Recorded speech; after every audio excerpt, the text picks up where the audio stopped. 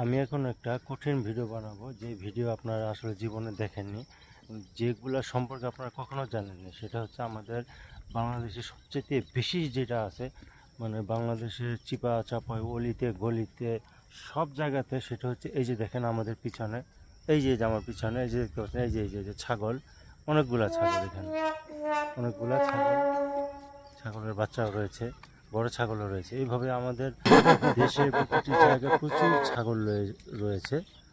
ছাগলগুলো দেখতে অনেক কিউট, কালো, মনে হচ্ছে যে গাছ খেয়ে পুরো গাছটাকে ফেলে দেয়।